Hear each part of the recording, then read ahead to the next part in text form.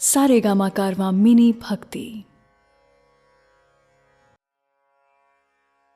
जय श्री कृष्ण। भगवत गीता अध्याय 11। विषय है विश्वरूप दर्शन योग। कृष्ण जो हम आपको आज तक दिखे हैं वो उनका असली रूप नहीं, असल में वो कुछ और है। दोस्तों, गीता का ये अध्याय 11 है, विश्वरूप दर्शन योग। इस अध्याय में अर्जुन कृष्ण का विश्वरूप देखना चाहता है। जैसे हम और आप एक दूसरे को देखते हैं, वैसे ही वो कृष्ण के असली स्वरूप को अपनी आंखों से देखना चाहते हैं। मैं शैलेंद्र भारती आप सभी को नमस्कार करते हुए इस अध्याय को प्रारंभ करता हूं। अर्जुन उवाच मदनुग्रहाय परमं गुह्यमध्यात्मसंज्ञितं यत्त्वयोक्तं वचस्तेन मोहोऽयं विगतो मम। अर्जुन कृष्ण से कहते हैं कि कृष्ण, आपने मुझ पर एक विशेष कृपा की है।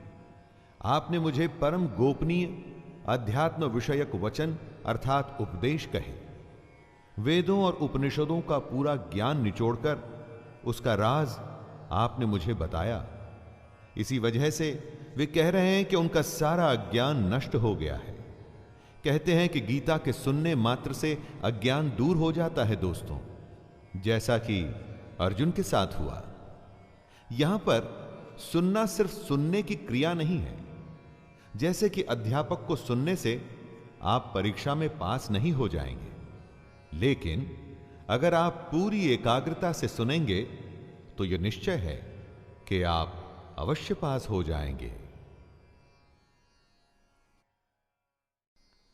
भवाप्ययौ हि भूतानां श्रुतौ विस्तरशो मया त्वतः कमलपत्राक्ष महात्म्यमपि चाव्ययम्।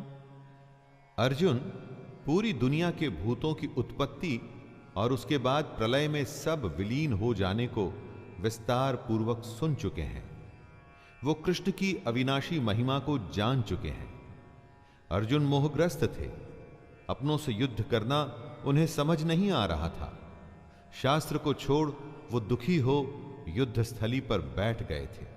इसी वजह से कृष्ण ने उन्हें ज्ञान देना प्रारंभ किया था। इस ज्ञान से उनका मोह खत्म होना तो शुरू हो गया, लेकिन अब उनके मन में कृष्ण के विश्व रूप को देखने की लालसा जग गई। और कैसे न होती दोस्तों, कि आप नहीं देखना चाहेंगे कि कैसे सारी दुनिया कृष्ण में से निकलती है और फिर एक दिन प्रलय के समय उसी में विलीन हो जाएगी। एवमेतद्यथार्थ त्वमात्मानं परमेश्वर द्रष्टुमिच्छामि ते रूपम् ऐश्वरं पुरुषोत्तमं। कृष्ण की महिमा अर्जुन ने स्वयं उनके मुख से सुन ली, वो तो ठीक है, परंतु अर्जुन परमेश्वर से कहता है, हे पुरुषोत्तम, आपके ज्ञान, ऐश्वर्य, शक्ति, बल, वीर्य और तेज से युक्त ऐश्वर्य रूप को मैं प्रत्यक्ष देखना चाहता हूं। कृष्ण ने अपनी जिस महिमा को अर्जुन को बताया उसे परम गोपनीय कहते हैं। बड़े बड़े ऋषियों को भी उनके बारे में नहीं पता था, लेकिन कृष्ण के लिए उनका भक्त ही सब कुछ है। चाहे वो अर्जुन हो या आप और हम। तो उन्होंने अर्जुन से और हम सबसे दुनिया के सबसे बड़े ज्ञान को बांटा दोस्तों। लेकिन अब अर्जुन उनके इस रूप को प्रत्यक्ष देखना चाहता था। अर्जुन के जैसे ही शिष्य हम सबको बनना चाहिए। जब तक जिज्ञासा पूरी तरह शांत न हो जाए, हमें अपने टीचर को छोड़ना नहीं चाहिए।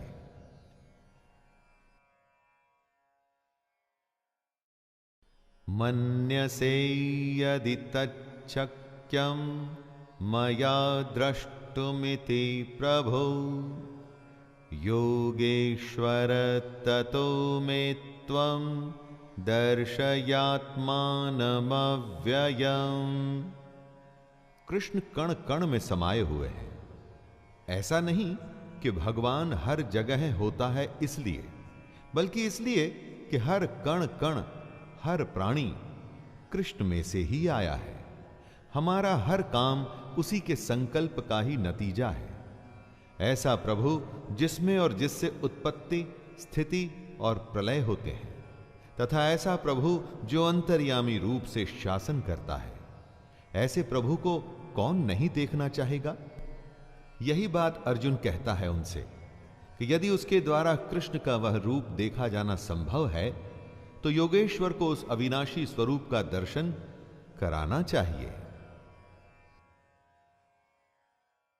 श्री भगवानुवाच पश्य मे पार्थ रूपाणि शतशोऽथ सहस्रशः नानाविधानि दिव्यानि नानावर्णाकृतीनि च।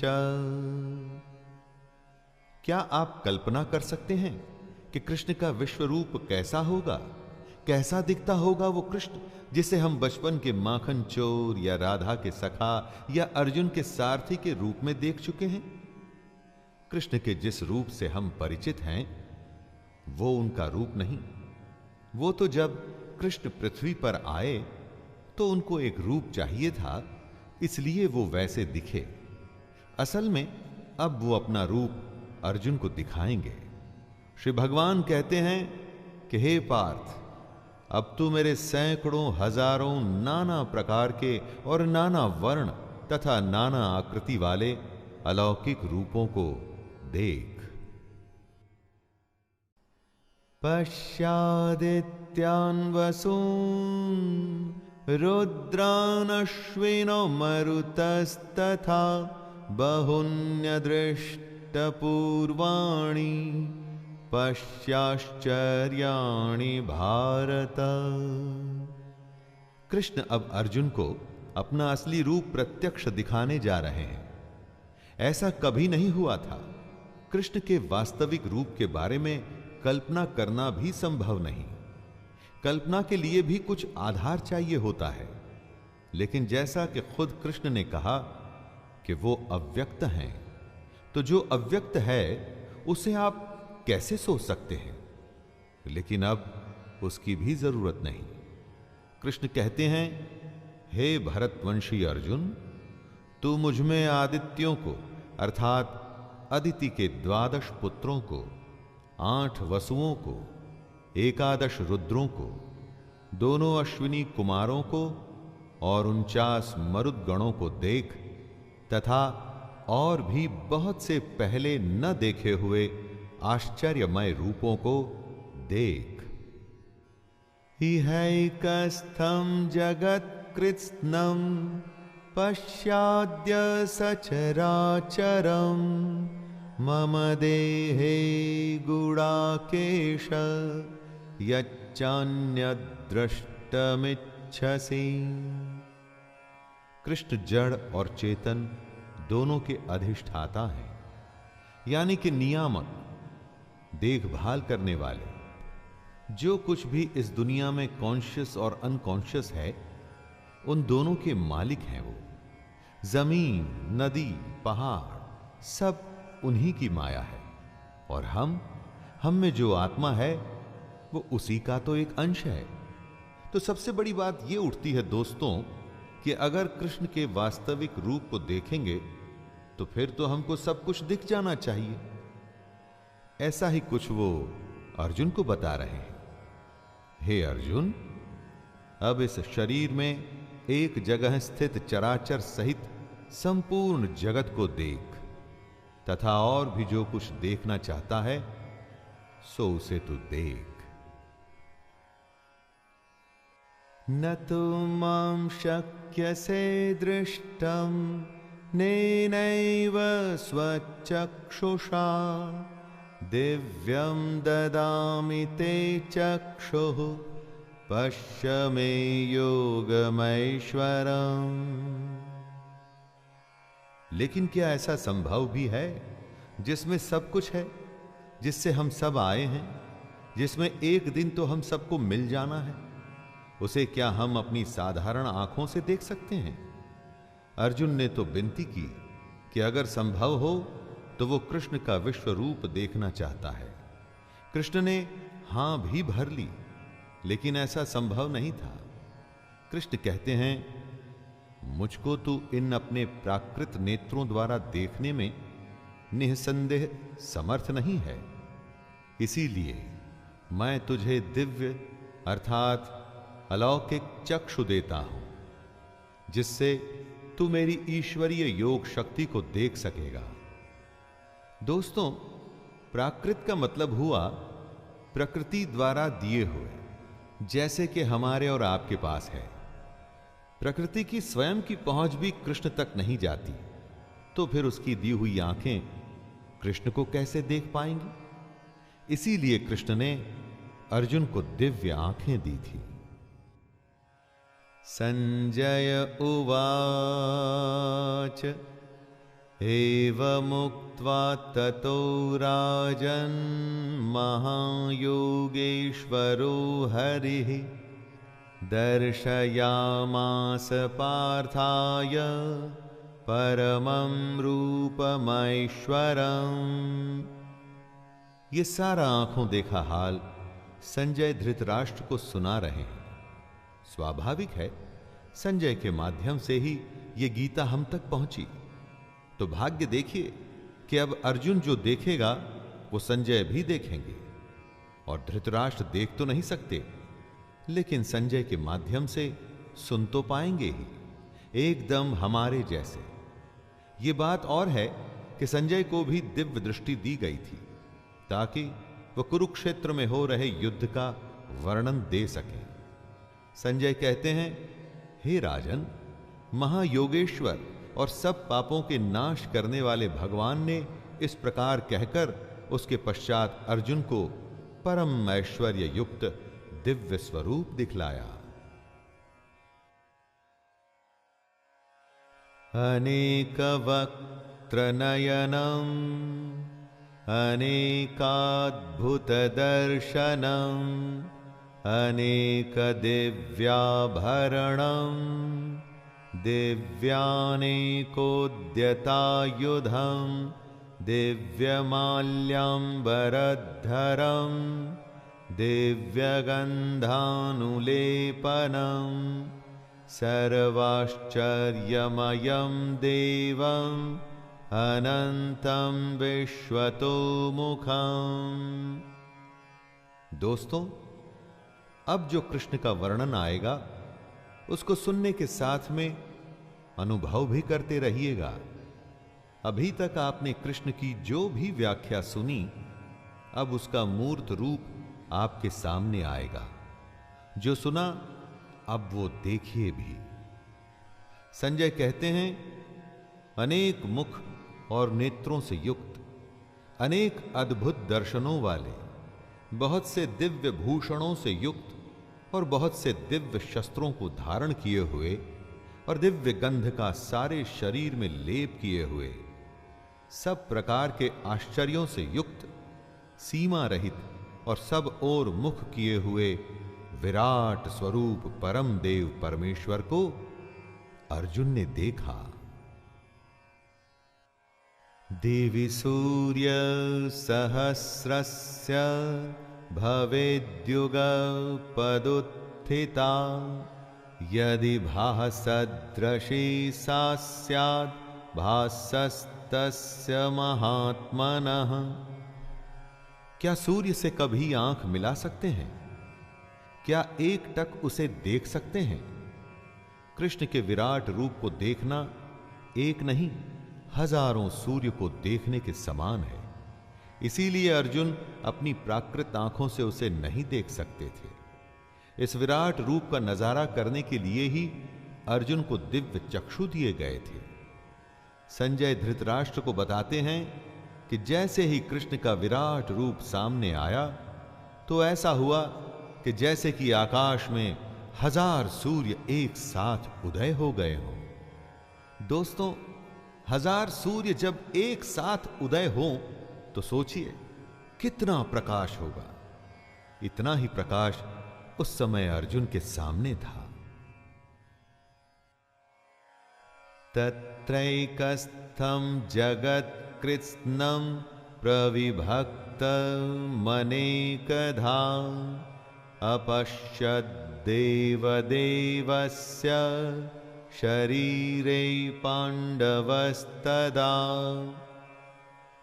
कृष्ण अपना विराट रूप अर्जुन को दिखा रहे हैं।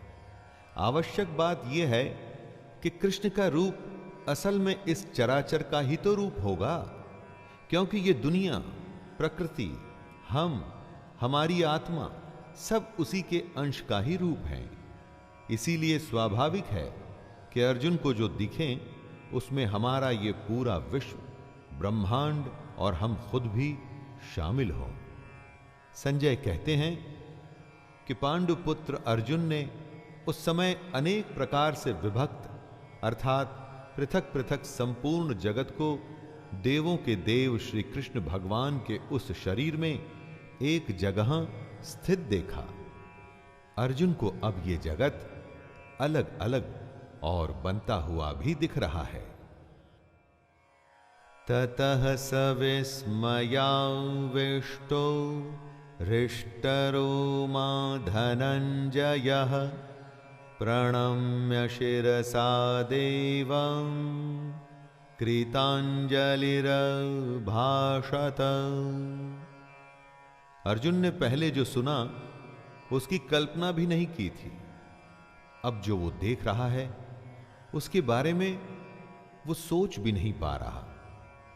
अर्जुन एक अंत न होने वाले आश्चर्य से चकित है और उसका पूरा शरीर रोमांच से भर गया है।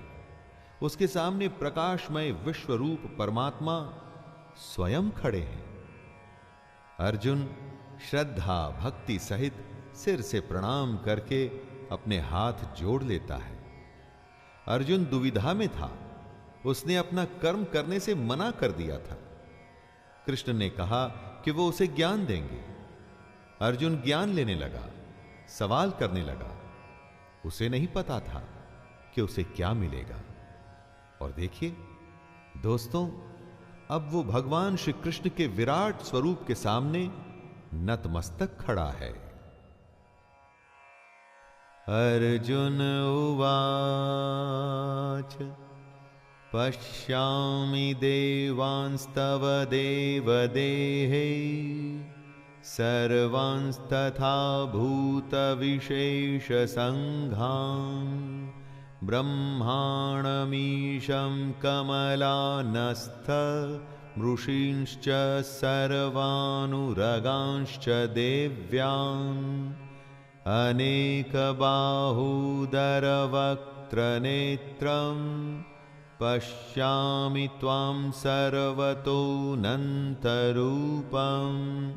नान्तं न मध्यं न पुनस्तवादिं पश्यामि विश्वेश्वर विश्वरूप।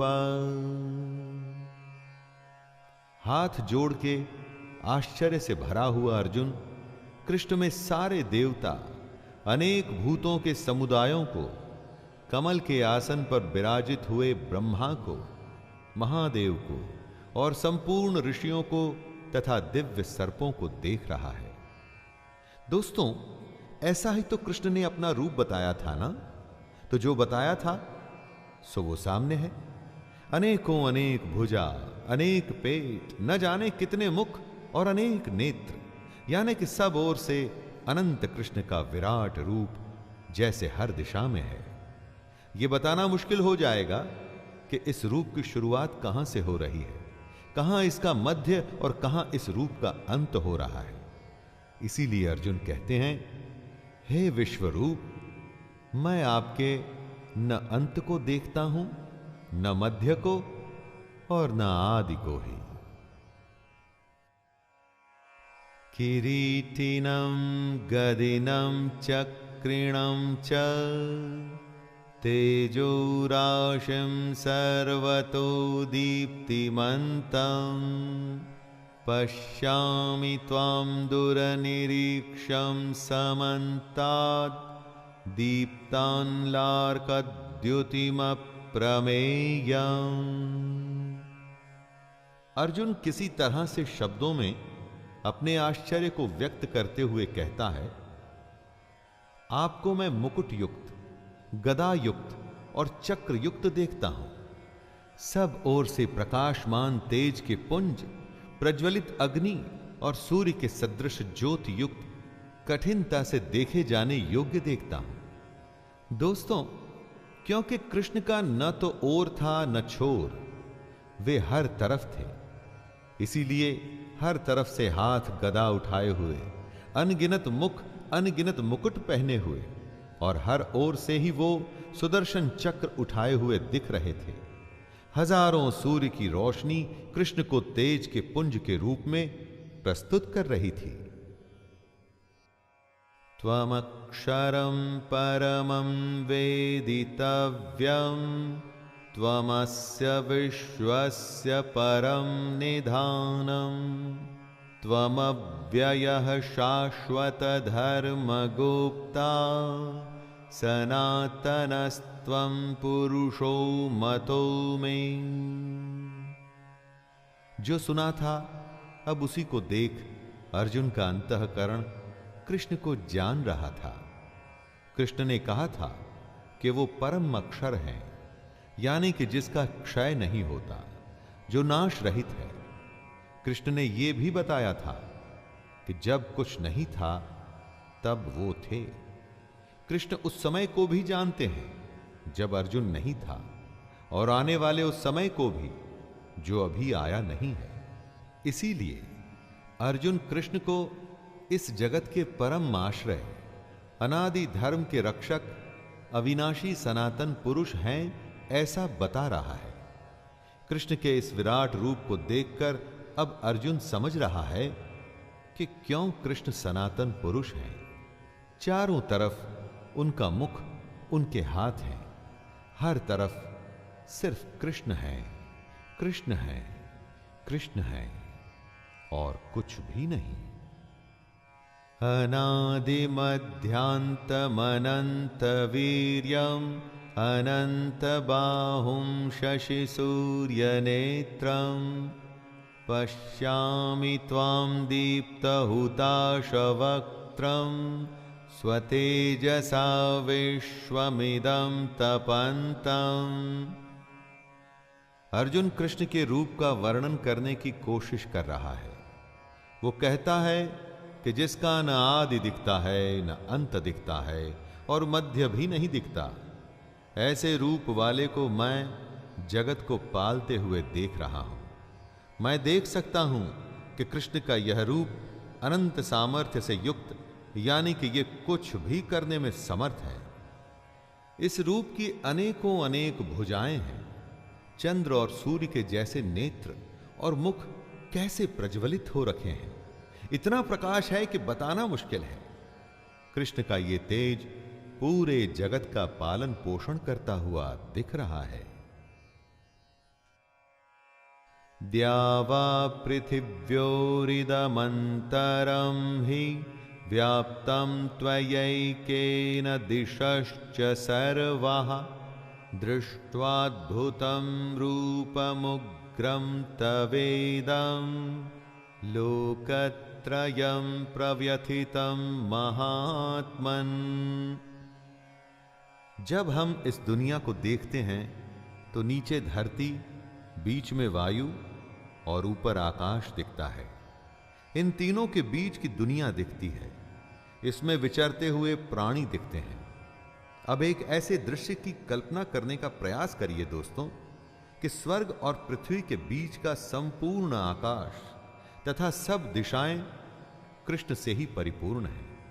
कहने का अर्थ है कि आपकी दृष्टि जिधर भी जाए आपको सिर्फ और सिर्फ कृष्ण ही दिखाई दें। ऐसा रूप अलौकिक है जो इस लोक का नहीं और साथ में बेहद भयंकर भी है। इतना भयंकर है कि तीनों लोग अति व्यथा को प्राप्त हो रहे हैं। हमीहि त्वां सुरसंघा विशन्ति केचिद्भीताः प्राञ्जलयो गृह्णन्ति स्वस्तीत्युक्त्वा महर्षि सिद्धसंघाः स्तुवन्ति त्वां स्तुतिभिः पुष्कलाभिः। अर्जुन कृष्ण के विराट रूप को देख अपनी समझ से उसका वर्णन कर रहे हैं। धरती से आकाश तक जितनी ही दिशाएं हैं उनमें उन्हें सिर्फ और सिर्फ कृष्ण दिख रहे हैं। अर्जुन आगे बताते हैं कि देवताओं के समूह कृष्ण में प्रवेश कर रहे हैं। उनमें से भयभीत होकर हाथ जोड़े कृष्ण के नाम और गुणों का उच्चारण कर रहे हैं। न जाने कितने ही महर्षि और सिद्ध पुरुषों के समुदाय कल्याण हो ऐसा कहकर उत्तम उत्तम स्तोत्रों द्वारा कृष्ण की स्तुति कर रहे हैं। चराचर जगत हो या कि देवता, सब कृष्ण से उत्पत्ति पाते हैं और उसी में प्रवेश कर जाते हैं। रुद्रादित्या वसवो ये च साध्या विश्वेश्विनौ मरुतश्चोष्मपाश्च गन्धर्वयक्षासुरसिद्धसंघा वीक्षन्ते त्वां विस्मिताश्चैव सर्वे। ऐसा कहते हैं कि कालांतर में शिव 11 रुद्रों के रूप में प्रकट हुए थे और इनका काम था देवताओं की रक्षा करना। इसी तरह से आदित्य और वसु भी देवता हैं। अर्जुन जो कृष्ण का विराट रूप देख रहा है उसमें ये 11 रुद्र, 12 आदित्य तथा 8 वसु और इनके अलावा साध्यगण, विश्वदेव, अश्विनी कुमार तथा मरुदगण और पितरों का समुदाय। इतना ही नहीं, इनके अलावा गंधर्व, यक्ष, राक्षस और सिद्धों के समुदाय ये सब विस्मित होकर कृष्ण को देख रहे हैं। दोस्तों, ऐसे कृष्ण के रूप को देख क्या मनुष्य और क्या देवता सब विस्मित ही हो सकते हैं। रूपम महत्ते बहुवक्त्र नेत्रम महाबाहो बहुबाहुरूपादम बहुदरं बहुदंष्ट्राकरालं दृष्ट्वा लोकाः प्रव्यथितास्तथाहम्। बड़े प्यारे लगते हैं अपने बाल रूप में कृष्ण, या जब वो गोपियों के साथ रास करते हैं, लेकिन वो सच्चाई नहीं है। सच्चाई है उनका ये विराट रूप। और इस रूप की खासियत ये है कि ये विराट तो है, उससे भी ज्यादा विकराल है। अर्जुन कहते हैं, हे महाबाहो, आपके बहुत मुख और नेत्रों वाले, बहुत हाथ, जंघा और पैरों वाले, बहुत उदरों वाले और बहुत सी दाढ़ों के कारण अत्यंत विकराल महान रूप को देखकर सब लोग व्याकुल हो रहे हैं तथा मैं भी व्याकुल हो रहा हूं। दोस्तों, बेचैन है हर कोई इस काल रूप को देख के। नभः स्पृशं दीप्तमनेकवर्णं व्यात्ताननं दीप्तविशालनेत्रं दृष्ट्वा हि त्वां प्रव्यथितान्तरात्मा धृतिं न विन्दामि शमं च विष्णु। कृष्ण के विराट रूप में मुख ऐसा है कि धरती से शुरू हो आकाश तक जा रहा है। मुख से एक ज्योति निकल रही है। दोस्तों, सब कुछ इल्यूमिनेटेड है। प्रकाश से भरे नेत्र हर तरफ देख रहे हैं। ऐसा कहते हैं कि भगवान की एक झलक पाते ही मन में शांति आ जाती है, लेकिन यहां ऐसा नहीं हो रहा है। कृष्ण को देख अर्जुन भयभीत हो रहा है और उसका अंतःकरण धीरज और शांति को खो रहा है। कृष्ण में सारे काल, सारे लोक समाये हैं। दोस्तों, ये बातें बोलने में तो शब्द हैं, लेकिन यथार्थ में ये सब अति भयंकर होता है। दंष्ट्राकरालानि च ते मुखानि दृष्टैव कालानलसन्निभानि दिशो न जाने न लभे च शर्मा प्रसीद देवेश जगन्निवास। भयंकर और विकराल रूप चारों तरफ फैला हुआ है। हर तरफ ही मुख हैं, हर तरफ ही भुजाएं हैं। इस वजह से अर्जुन को कुछ समझ नहीं आ रहा है। उसका दिशा बोध खत्म हो गया है। हमारी दृष्टि का एक केंद्र बिंदु होता है, उसके चारों तरफ की दुनिया हमें समझ में आती है। लेकिन जब कोई फिक्स्ड एक्सिस नहीं होती तो समझें कैसे? जैसे समुद्र में होता है चारों तरफ पानी ही पानी, और अगर आसमान में भी बादल हो तो कौन सी दिशा कहां है कुछ समझ में नहीं आता। यही हालत अर्जुन की थी दोस्तों।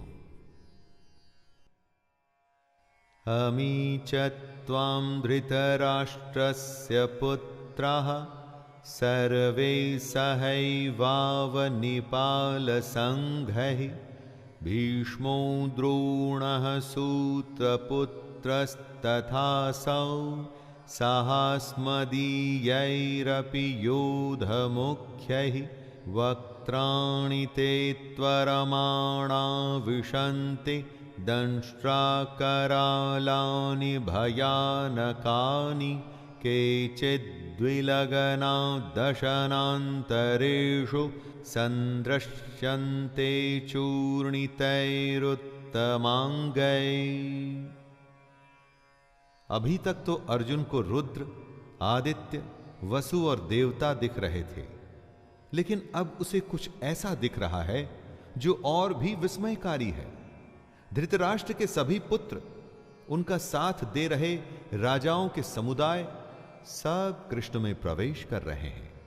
इतना ही नहीं, भीष्म पितामह, द्रोणाचार्य और कर्ण स्वयं अर्जुन के पक्ष के राजा और योद्धा भी विकराल भयानक मुखों में बड़े वेग से दौड़ते हुए प्रवेश कर रहे हैं। मुख में जाते हुए वो चकनाचूर हो गए हैं। कई एक चूर्ण हुए सिरों सहित कृष्ण के दांतों के बीच में लगे हुए दिख रहे हैं। दृश्य ऐसा है कि सोच के रोंगटे खड़े हो जाते हैं। अर्जुन तो स्वयं अपनी दिव्य दृष्टि से यह सब प्रत्यक्ष देख रहा था। ऐसा ही उसने चाहा था दोस्तों, और ऐसा ही कृष्ण ने उसे दिखाया। यथा नदीनां बहवोऽम्बुवेगाः समुद्रमेवाभिमुखा द्रवन्ति तथा तवामी नरलोकवीरा विशन्ति वक्त्राण्यभिविज्वलन्ति। नदियां कैसे दौड़ती हुई समुद्र में प्रवेश कर जाती हैं, जैसे वही उनकी नियति हो। और एक नहीं, अनेक नदियां समुद्र में प्रवेश करती हैं।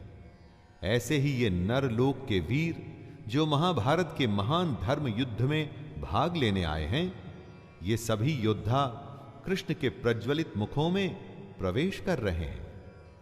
जीवन का यथार्थ क्रूर रूप से अर्जुन और हमारे सामने पेश हो रहा है। यही तो कृष्ण ने कहा भी था कि एक दिन सब उनको ही प्राप्त हो जाते हैं। योद्धा जब अपना कर्म करते हुए लड़ते हैं, वीर गति को प्राप्त होते हैं, तो वो भी कृष्ण को ही प्राप्त होते हैं। और ऐसा ही यहां भी हो रहा है। यथा प्रदीप्तं ज्वलनं पतंग अविशन्ति नाशाय समृद्धवेगाः तथैव नाशाय विशन्ति लोकास्तवापि वक्त्राणि समृद्धवेगाः। ज्योति को देख पतंगा कैसे उड़ता हुआ आता है और नष्ट हो जाता है। ऐसा सदियों से, शायद प्रकृति की शुरुआत से हो रहा है। दोस्तों, ये मोह कैसा होता है जो पतंगे को ज्योति की तरफ खींच के ले आता है? साइंस के पास इसका जवाब अवश्य होगा, लेकिन कृष्ण ने बताया कि हर किसी का स्वभाव उनके संकल्प से होता है। अर्जुन ये देख रहा है कि पतंगों की ही तरह सब इन जलते हुए मुखों में दौड़ते हुए प्रवेश कर रहे हैं। यही तो इन योद्धाओं की भी नियति है, इनका अंत है। लेलिह्यसे ग्रसमानः समन्ताल लोकान् समग्रान् वदनैर्ज्वलब्धिः तेजोभिरापूर्य जगत् समग्रं भासस्तवोग्रः प्रतपन्ति विष्णु। अर्जुन सबसे महान योद्धा है और वो जो दृश्य देख रहा है उससे व्याकुल है, भयभीत है। वो जो देख रहा है उसका वर्णन आसान नहीं। अर्जुन कहता है, आप उन संपूर्ण लोकों को प्रज्वलित मुखों द्वारा ग्रास करते हुए सब ओर से बार बार चाट रहे हैं। हे विष्णु, आपका उग्र प्रकाश संपूर्ण जगत को तेज द्वारा परिपूर्ण करके तपा रहा है। कृष्ण के अनगिनत मुखों से निकलती अग्नि से सब कुछ तप चुका है। जितने भी योद्धा इन मुखों की तरफ तेज गति से आ रहे हैं, इन सबको खाते हुए ये मुख साथ में उनको चाट भी रहे हैं। दृश्य भयानक और विकराल होने के साथ विभस्त भी है। आख्याहि में को भवानुग्र रूपो नमोस्तु ते देववर प्रसीद विज्ञातुमिच्छामि भवन्तमाद्यं नहि प्रजानामि तव प्रवृत्तिम्। व्याकुल और परेशान हो अर्जुन आखिर पूछ ही बैठता है, प्रभु मुझे बतलाइए कि आप उग्र रूप वाले कौन हैं? हे देवों में श्रेष्ठ, आपको नमस्कार हो, आप प्रसन्न होइए। आदि पुरुष, आपको मैं विशेष रूप से जानना चाहता हूं, क्योंकि मैं आपकी प्रवृत्ति को नहीं जानता। अर्जुन ने अपनी जिज्ञासा को शांत करने के लिए कृष्ण से विनती की थी कि वो उनका विश्व रूप देखना चाहता है, लेकिन यहां उल्टा हो गया। जिज्ञासा शांत तो नहीं हुई, बल्कि और बढ़ गई। उसके मन में कितने ही प्रश्न आ गए। सबसे बड़ा कि वो कृष्ण की प्रवृत्ति को जानना चाहता है। कालोस्मि लोकक्षयकृत प्रवृद्धो लोकान् समाहर्तुमिह प्रवृत्तः ऋतेऽपि त्वां न भविष्यन्ति सर्वे येव स्थिताः प्रत्यनीकेषु योधाः। श्री भगवान अर्जुन को उत्तर देते हुए बताते हैं कि वे लोकों का नाश करने वाले महाकाल हैं और इस समय इन लोकों को नष्ट करने के लिए ही प्रवृत्त हुए हैं। कृष्ण समझाते हुए कहते हैं कि जो प्रतिपक्षियों की सेना में स्थित योद्धा लोग हैं, वे सब तेरे बिना भी नहीं रहेंगे, अर्थात तेरे युद्ध न करने पर भी इन सब का नाश हो जाएगा। इसी बात से कृष्ण का ज्ञान शुरू हुआ था कि अर्जुन जिनके लिए शोक करता है, ऐसा नहीं कि उनके युद्ध ना करने से वो बच जाएंगे। अगर उनका मरना युद्ध की नियति है तो उसे कोई बदल नहीं सकता। और दोस्तों, ऐसा यहां हो भी रहा है। तस्मात्त्वमुत्तिष्ठ यशो लभस्व जित्वा शत्रुन् भुङ्क्ष्व समृद्धं मयैवैते निहताः पूर्वमेव निमित्तमात्रं भव सव्यसाचिन्। कृष्ण अर्जुन को उठने के लिए कहते हैं। वो उसे सलाह देते हैं कि युद्ध करके यश को प्राप्त कर, युद्ध करके शत्रुओं को जीतकर धन धान्य से संपन्न राज को भोग, क्योंकि ये सब शूरवीर पहले ही से कृष्ण के द्वारा मारे हुए हैं। कृष्ण अर्जुन को हे सव्यसाचिन कहकर के उद्बोध करते हैं। दोस्तों, अर्जुन क्योंकि बाएं हाथ से भी बाण चला लेते थे, इसलिए उनका नाम सव्यसाची भी हुआ था। उन्होंने अर्जुन से कहा, हे सव्यसाचिन, तू तो केवल निमित्त मात्र बन जा। कृष्ण इन योद्धाओं को मार चुके हैं, अर्जुन को तो केवल निमित्त बनना है। और दोस्तों, हमें भी अर्जुन की तरह निमित्त बन अपना कर्म और अपना कर्तव्य निभाना है। द्रोणं च भीष्मं च जयद्रथं च कर्णं तथान्यानपि योधवीरान् मया हतांस्त्वं जहिमा व्यथिष्ठा युध्यस्व जेतासि रणे सपत्नान्। अर्जुन ने जब देखा कि उसे अपने गुरु, मामा, चाचा, ताऊ, पितामह के ऊपर बाण चलाने पड़ेंगे, उन्हें मारना पड़ेगा, तो वो विषाद से भर गया था। अपना धनुष एक तरफ रख वो दुख में बैठ गया था। कृष्ण उसे यही समझा रहे हैं कि द्रोणाचार्य, भीष्म, पितामह, जयद्रथ, कर्ण तथा और भी बहुत से शूरवीर योद्धाओं को कृष्ण पहले ही मार चुके हैं, जो कि अर्जुन इस समय खुद देख भी रहा है। इसीलिए वो अर्जुन को युद्ध करने को कह रहे हैं। वो अर्जुन से कहते हैं, तू मार, भय मत कर, निसंदेह तो युद्ध में बैरियों को जीतेगा, इसलिए युद्ध कर।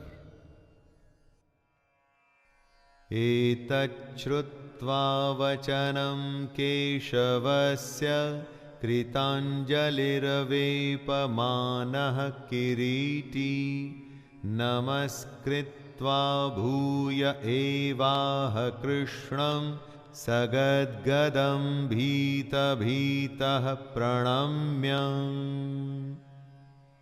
संजय कहते हैं, केशव भगवान की इन बातों को सुनकर मुकुटधारी अर्जुन अपने हाथ जोड़ लेता है, कांपते हुए नमस्कार करता है। दिख रहा है कि अर्जुन अत्यंत ही भयभीत है और इसी डरी हुई हालत में कृष्ण को प्रणाम करते हुए वो कुछ कहने की कोशिश कर रहा है। अर्जुन ने जो देखा वो तो अकल्पनीय से भी परे है। ऐसा सोचना तो दूर, ऐसे किसी विचार के आसपास भी कभी अर्जुन नहीं पहुंच पाया था। अर्जुन क्या, कोई भी नहीं पहुंचा था। सैकड़ों हजारों सालों में बस कुछ गिनती के ज्ञानी ही होंगे जिन्हें भगवान के इस रूप के बारे में पता होगा, वरना अर्जुन और मेरे आपके जैसे लोग तो बस अपने जीवन में इतना लगे रहते हैं कि ईश्वर के विराट रूप के बारे में कभी सोचते ही नहीं। अर्जुन उवाच स्थाने ऋषिकेश तव प्रकीर्त्या जगत्प्रहृष्यत्यनुरज्यते च रक्षांसि भीतानि दिशो द्रवन्ति सर्वे नमस्यन्ति च सिद्धसंघाः। डरे और सहमे हुए, कांपते हुए अर्जुन कहता है, प्रभु आप तो अंतर्यामी हैं। ये एकदम ठीक ही है कि आपके नाम, गुण और प्रभाव के कीर्तन से जगत अति हर्षित हो रहा है और अनुराग को भी प्राप्त हो रहा है, तथा भयभीत राक्षस लोग दिशाओं में भाग रहे हैं और सब सिद्ध गणों के समुदाय नमस्कार कर रहे हैं। दोस्तों, अर्जुन भाव विभोर हो चुके हैं। जो देखा है उससे वो इतने ज्यादा इंप्रेस्ड हैं कि कुछ कहने के लायक नहीं बचे हैं। वे अपनी बची हुई हिम्मत जुटाकर कृष्ण से बात करने की कोशिश कर रहे हैं। कस्माच्च तेन नमेरन्महात्मन् गरीयसे ब्रह्मणोऽप्यनुत्तमम् रूप्यादिकर्त्रे अनंत देवेश जगन्निवास त्वमक्षरं सदसत्तत्परं यत्। अर्जुन कृष्ण को ब्रह्मा के भी आदिकर्ता कह के संबोधित करता है। वो कहता है कि कृष्ण क्योंकि सबसे बड़े हैं तो उनको वो कैसे नमस्कार न करें। अर्जुन अब समझ रहा है कि क्यों कृष्ण सत और असत से परे हैं। अर्जुन समझ रहा है कि कृष्ण अक्षर अर्थात सच्चिदानंद घन ब्रह्म है। एक होता है सुना हुआ, किताबों से हासिल हुआ ज्ञान, और एक होता है दोस्तों प्रैक्टिकल एक्सपीरियंस। कृष्ण ने जो ज्ञान दिया वो थियरी तो दिलचस्प थी, बहुत अच्छी थी, लेकिन जब अर्जुन ने साक्षात देखा, ऐसा देखा कि उसके होश उड़ गए। सच्चिदानंद घन ब्रह्म का रूप उसके सामने है। त्वमादिदेवः पुरुषः पुराण त्वमस्य विश्वस्य परं निधानं वेत्तासि वेद्यं च परं च धाम त्वया ततं विश्वमनन्तरूप। कृष्ण आदि देव और सनातन पुरुष हैं। सबसे आदि में जब कुछ भी नहीं था तब कृष्ण थे। वो आज भी हैं और इस सृष्टि के बाद भी होंगे। इसी से वो सनातन होते हैं। हमारा और आपका ज्ञान सांसारिक है, यानी कि वर्ल्डली। हमारी सारी साइंस पिछले कई 100 सालों से तरक्की करती हुई अभी भी इस ब्रह्मांड की सच्चाई ढूंढ रही है, और वही सच्चाई अब सामने आ रही है जो हजारों साल पुराने इन धर्म ग्रंथों में, गीता में लिखी हुई है। ऐसा कैसे हुआ? तो क्या यह ज्ञान हमारे आज के ज्ञान से भी ऊपर है दोस्तों? जरा सोच के देखिएगा। वायुर्मोऽग्निर्वरुणः शशाङ्कः प्रजापतिस्त्वं प्रपितामहश्च नमो नमस्तेस्तु सहस्रकृत्वः पुनश्च भूयोऽपि नमो नमस्ते नमः पुरस्तादथ पृष्ठतस्ते नमोऽस्तु ते सर्वत एव सर्व अनन्तवीर्यामितविक्रमस्त्वं सर्वं समाप्नोषि ततोऽसि सर्वः। कृष्ण का साक्षात विराट रूप देख अर्जुन अपनी सुध बुध खो बैठता है। वो स्वयं को नियंत्रण में लाते हुए समझ रहा है कि आखिर कृष्ण क्या है। वो कृष्ण को कहता है कि आप तो वायु, यमराज, अग्नि, वरुण, चंद्रमा, प्रजा के स्वामी ब्रह्मा और ब्रह्मा के भी पिता हैं। आपके लिए हजारों हजारों बार नमस्कार नमस्कार हो प्रभु। आपके लिए फिर भी बार बार नमस्कार नमस्कार। भावनाएं तो नियंत्रण में आ जाएंगी, लेकिन अर्जुन समझ रहा है कि उसने जो कृष्ण का असली रूप देखा है वो नियंत्रण में शायद कभी ना आए। ऐसा भयंकर, ऐसा विशाल, ऐसे स्वरूप को तो बस आप नमस्कार ही कर सकते हैं। अर्जुन आगे कहता है, हे अनंत सामर्थ्य वाले, आपके लिए आगे से और पीछे से भी नमस्कार। हे सर्वात्मन, आपके लिए सब ओर से ही नमस्कार हो, क्योंकि अनंत पराक्रमशाली आप समस्त संसार को व्याप्त किए हुए हैं। इससे आप ही सर्वरूप हैं। सखेति मत्वा प्रसभं यदुक्तं हे कृष्ण हे यादव हे सखेति अजानता महिमानं तवेदं मया प्रमादात् प्रणयेन वापि यच्चावहासार्थमसत्कृतोऽसि विहारशय्यासनभोजनेषु एकोऽथवाप्यच्युत तत्समक्षं तत्क्षामये त्वामहमप्रमेयम्। अब अर्जुन को याद आ रहा है कि वो कैसे कृष्ण को अपना मित्र मान उनके साथ अटखेली किया करता था। वो कहता है कि उनके इस प्रभाव को वो नहीं जानता था। इसमें उसकी कोई गलती नहीं कि उसने कृष्ण को हे कृष्ण, हे यादव, हे सखे कहा। अर्जुन कहता है कि ये सब उसने बिना सोचे समझे हठात कहा है। विनोद करते हुए, सोते हुए, बैठे हुए और भोजनादि के समय, अकेले में या उन सखाओं के सामने भी अगर उसने कृष्ण को कभी गलती से अपमानित किया तो वो उसके लिए शर्मिंदा है। वो सब अपराध प्रेम में बिना सोचे समझे किए गए थे। उसके लिए अर्जुन कृष्ण से क्षमा मांग रहा है। पितासि लोकस्य चराचरस्य त्वमस्य पूज्यश्च गुरुर्गरीयान् न त्वत्समोऽस्त्यभ्यधिकः कुतोऽन्यो लोकत्रयेऽप्यप्रतिमप्रभाव। अर्जुन अब अपने होश में वापस आ रहा है और समझ रहा है कि जिसके साथ वो दोस्त की तरह, सखा की तरह व्यवहार करता था, वो तो इस चराचर जगत के पिता और सबसे बड़े गुरु हैं। उनका भयंकर रूप ऐसा है जिसमें सारे शूरवीर समाते जा रहे हैं, क्योंकि वो काल में समा रहे हैं।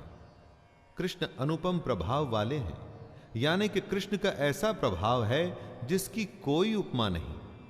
अर्जुन कहता है कि तीनों लोकों में आपके समान दूसरा कोई नहीं है, फिर अधिक तो कैसे हो सकता है। अर्जुन कृष्ण को जो समझता था, कृष्ण वो नहीं। ये अब अर्जुन जान चुका है।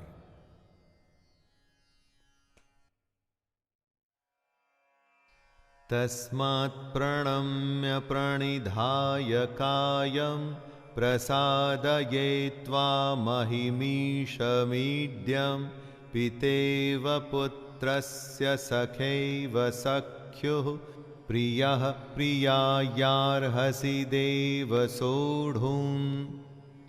कभी गलती से किसी बड़े या किसी सम्मानित से आप बुरा बर्ताव करें ना दोस्तों, तो वो कुछ भी ना कहें तो बड़ी ग्लानि होती है, गिल्टी महसूस होता है। बस ऐसा ही अर्जुन के साथ भी हो रहा है। अर्जुन कृष्ण के चरणों में निवेदन कर रहा है कि स्तुति करने योग्य आप ईश्वर को प्रसन्न होने के लिए मैं प्रार्थना करता हूं।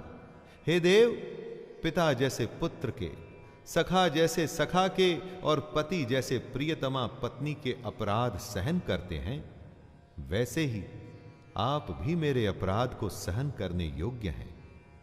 अर्जुन के जैसे ही अगर कभी हमें भी अपनी गलती का एहसास हो ना दोस्तों, तो माफी मांगने में कभी संकोच नहीं करना चाहिए।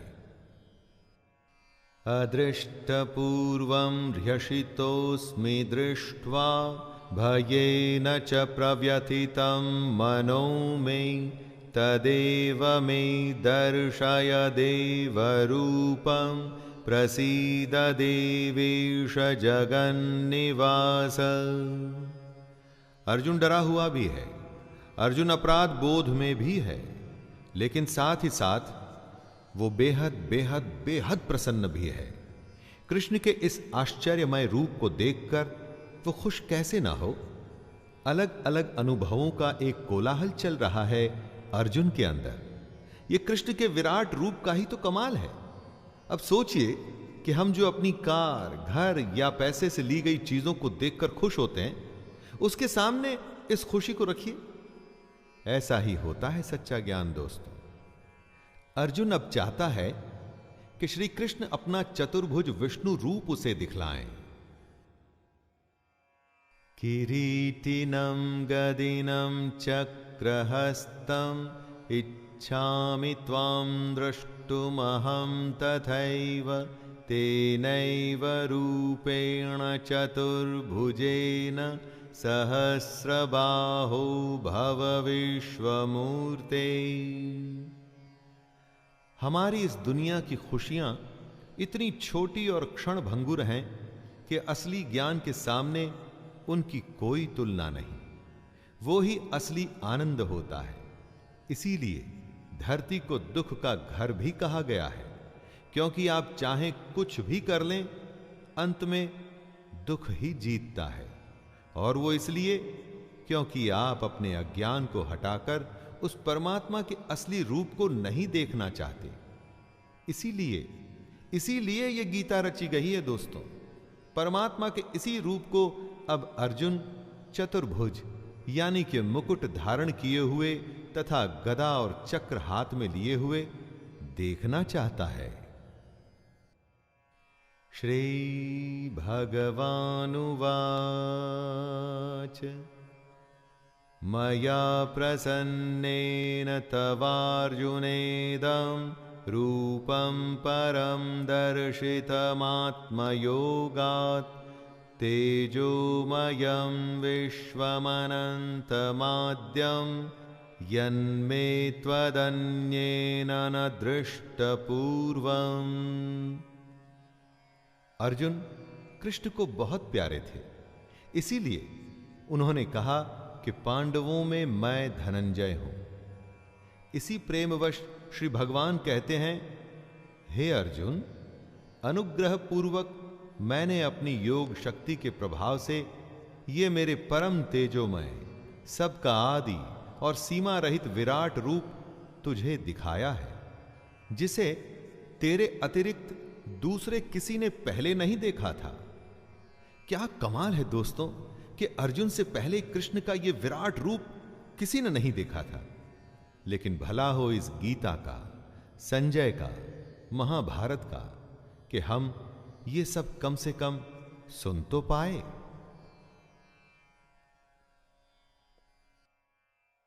न वेदयज्ञाध्ययनैर्न दानैर्न च क्रियाभिर्न तपोभिरुग्रैः एवं रूपः शक्य अहं नृलोके द्रष्टुं त्वदन्येन कुरु प्रवीर।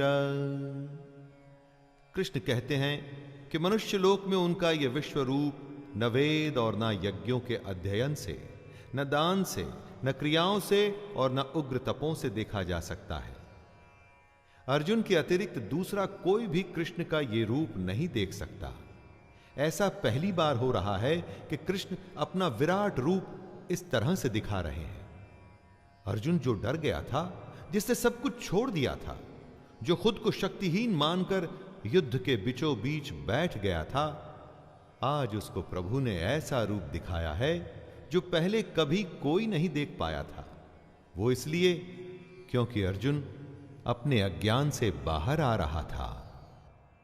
माते व्यथा मा च विमूढ़ भावो दृष्ट्वा रूपं घोरमिदृङ्ममेदं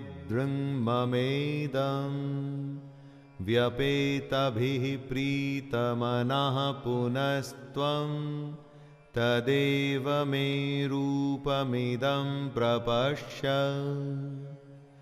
कृष्ण अर्जुन को सलाह देते हैं कि उनके इस विकराल रूप को देखकर उसको व्याकुलता नहीं होनी चाहिए और मूढ़ भाव भी नहीं, जो आज तक कभी नहीं।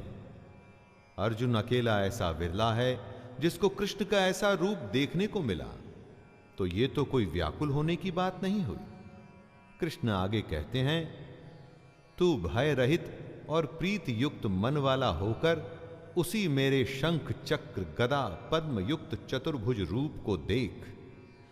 अब कृष्ण अपना चतुर्भुज रूप दिखाते हैं दोस्तों, यानी कि चार भुजाओं वाला गदा और चक्र हाथ में लिए हुए भगवान प्रकट होते हैं। संजय उवाच इत्युर्जनं वासुदेवस्तोक्त्वा स्वकं रूपं दर्शयामास भूयः आश्वासयामास च भीतमेनं भूत्वा पुनः सौम्य वपुर्महात्मा। संजय कुरुक्षेत्र से अपना आंखों देखा हाल बताते हुए धृतराष्ट्र से कहते हैं कि कृष्ण अर्जुन को अपना चतुर्भुज रूप दिखा रहे हैं, और सिर्फ अपना ये 4 भुजाओं वाला रूप ही नहीं दिखा रहे, बल्कि साथ में उसे धीरज भी दे रहे हैं कि अर्जुन डरे नहीं, व्याकुल ना हो। ये सब तो उन्होंने अर्जुन को ज्ञान देने के लिए किया। अपनी एक एक बात कृष्ण ने अर्जुन को इसलिए बताई कि अर्जुन अपनी अज्ञानता से बाहर आ सकें, अपने मन में छुपी अज्ञानता की परत को हटाकर अपनी आत्मा के समक्ष हो वो भगवान का रूप पहचान सकें।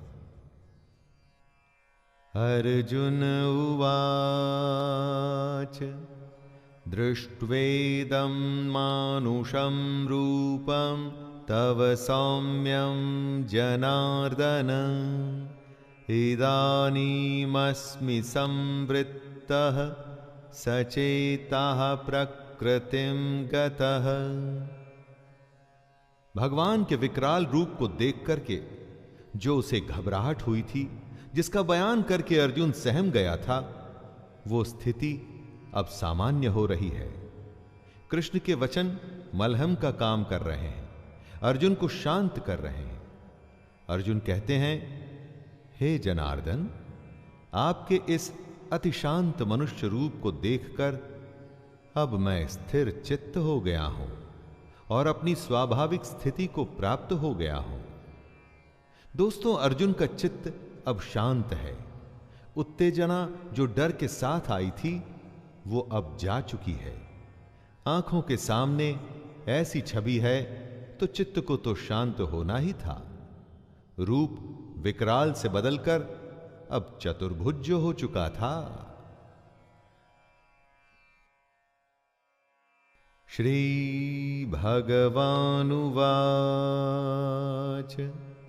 सुदुर्दर्शमिदं रूपं दृष्ट्वानसि यन्मम देवा अप्यस्य रूपस्य नित्यं दर्शनांक्षिणः। कृष्ण अर्जुन को बताते हैं कि उनका जो ये चतुर्भुज रूप उसने देखा है वो उसके दर्शन बड़े ही दुर्लभ हैं। देवता भी सदा इस रूप के दर्शन की आकांक्षा करते रहते हैं। जो देवता नहीं देख सकते वो रूप अर्जुन ने देख लिया। जो छवि देवताओं को प्राप्त नहीं वो अर्जुन को प्राप्त हो गई। अर्जुन के मन में शंका आई, वो घबराया और उसने युद्ध छोड़ दिया। लेकिन फिर कृष्ण नाम का एक मौका अर्जुन को मिला जो उसने छोड़ा नहीं। कृष्ण से जो ज्ञान मिल रहा है, अर्जुन उस ज्ञान को पूरी भक्ति से हासिल कर रहा है। वैसे दोस्तों, इस तरह के मौके हम सबको भी मिलते रहते हैं, बस उन्हें अर्जुन की तरह हमें छोड़ना नहीं है। नाहं वेदैर्न तपसा न दानेन न चेज्जया शक्य एवं विधो द्रष्टुम दृष्टवानसि मां यथा। न वेदों से, न तप से, न दान से और न यज्ञ से ही कृष्ण का यह चतुर्भुज रूप देखा जा सकता है। आपको हैरानी नहीं होती कि कृष्ण ऐसा कैसे कर सकते हैं? माना कि कृष्ण उनका प्रिय है, वो उनको पसंद है, लेकिन बाकियों के लिए ऐसा कैसे हो सकता है कि वो कृष्ण के इस रूप को कभी देख ही न पाए? देवता तक को कृष्ण ने अपने इस रूप से वंचित किया हुआ। ऐसा क्यों? क्योंकि कृष्ण को ढोंग और पाखंड बिल्कुल पसंद नहीं है। दोस्तों, वो दिखावे के एकदम खिलाफ हैं। मन में सच्चाई की, अनन्य श्रद्धा की वो बात करते हैं। इसीलिए अपने इस रूप को उन्होंने इतना दुर्लभ बना रखा है।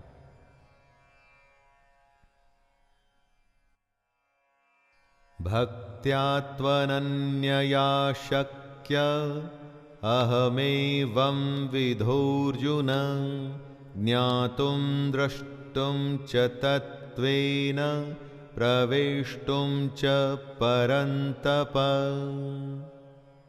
कृष्ण के चतुर्भुज रूप को देखना असंभव है, लेकिन फिर भी एक उपाय है, और यह उपाय एकदम आसान है, एकदम आसान भी है और असंभव भी है। कैसे, जरा सुनिएगा। हे परंतप अर्जुन, अनन्य भक्ति के द्वारा इस प्रकार चतुर्भुज रूप वाला मैं प्रत्यक्ष देखने के लिए, तत्व से जानने के लिए तथा प्रवेश करने के लिए अर्थात एक ही भाव से प्राप्त होने के लिए भी शक्य हूं। कृष्ण कह रहे हैं कि मेरा चतुर्भुज रूप भी दिखेगा, मेरा तत्व भी समझ में आएगा अगर आप में एक ही भाव है, अगर मन में सिर्फ एक ही भाव है। मत कर्म कृन् मत परमो मद भक्तः संगवर्जितः निर्वैरः सर्वभूतेषु यः स मामेति पांडव। असंभव को आसान करते हुए कृष्ण बता रहे हैं कि उनके रूप और उनके तत्व को पाने का उपाय है। जो पुरुष केवल कृष्ण के लिए ही संपूर्ण कर्तव्य कर्मों को करने वाला है, कृष्ण का भक्त है, आसक्ति रहित है और जो किसी भी प्राणी से वैर भाव नहीं रखता, यानी किसी का बुरा नहीं चाहता, वह अनन्य भक्ति युक्त पुरुष कृष्ण को ही प्राप्त होता है। वैसे तो कहने को श्री कृष्ण को देखना और पाना एकदम असंभव है दोस्तों, लेकिन अगर मन में सच्ची भक्ति, कर्म के प्रति कर्तव्य है लेकिन आसक्ति नहीं, तो कृष्ण दिखेंगे भी और प्राप्त भी होंगे। दोस्तों, यह था गीता का 11वां अध्याय। इसमें कृष्ण ने अपनी विभूतियों के बारे में अर्जुन को बताया और अपना विराट रूप और साथ में चतुर्भुज रूप भी दिखाया। मैं शैलेंद्र भारती आपसे आज्ञा लेता हूं और मिलते हैं 12वें अध्याय में फिर से। तब तक के लिए जय श्री कृष्ण।